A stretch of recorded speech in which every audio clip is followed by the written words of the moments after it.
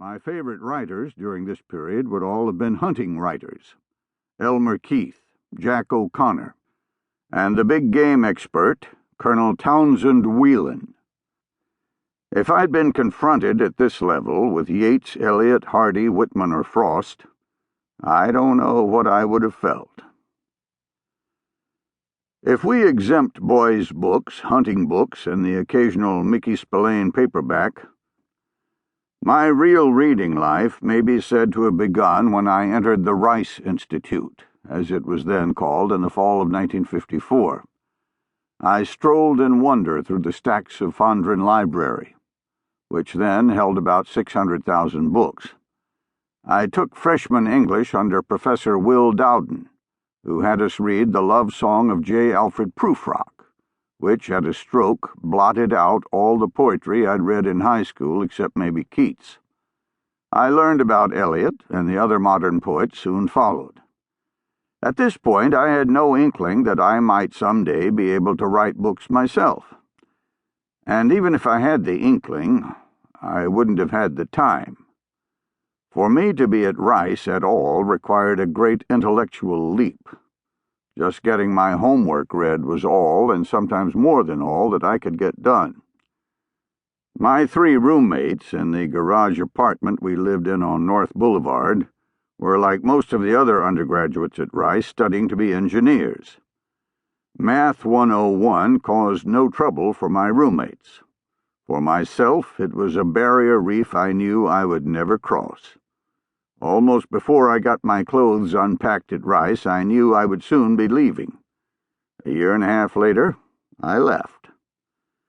During the year and a half I was at Rice on my first pass, I didn't have time to check many books out of Fondren, but the one that made the biggest impression on me was the Italian polymath Mario Praz's The Romantic Agony, his study of literary decadence, mostly 19th century. From Praz, I learned much about a great many writers I'd previously never heard of, including the Marquis de Sade, though I can't recall that Praz mentioned that the obsessed Marquis died while copulating with a goose, if in fact he did. The Romantic Agony is certainly an odd book for an uneducated 18-year-old yokel to pluck out of a 600,000-volume library, and yet I did read it, more than once. From that book, for reasons obscure to me, my serious reading started. Later on, I got my own copy and have it still. I'm a fastidious bookman and have never liked reading books with library markings or other messy defects. In The Romantic Agony, Praz spends a good deal of time analyzing a now-forgotten Gothic novel called Melmoth the Wanderer by the Reverend Charles Robert Maturin. For Praz, that book focused many Gothic tendencies. I soon found out that Rice had a copy, but it was in the rare book room, and being a mere freshman, I doubted that the librarians would allow me in this sanctuary. In this instance, I was wrong about the librarians, one of whom took me into a dark little room and turned on the light. Melmoth the Wanderer was in 3 volumes, and the Rice copy was bound in boards. I was so impressed I could barely breathe.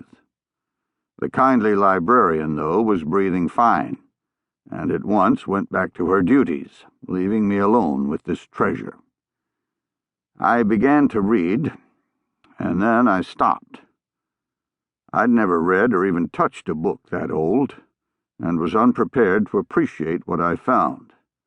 To me, the prose seemed turgid, but I didn't want to give up, not since the Rice librarians showed such confidence in me. Soon enough, though, I did give up. Melmoth the Wanderer may embody all the Gothic elements Mario Praz mentioned, but it was still too much for me.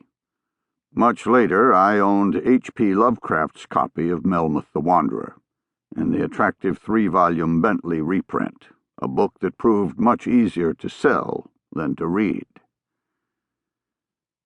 Years later, I read a little appreciation of Mario Praz by Edmund Wilson.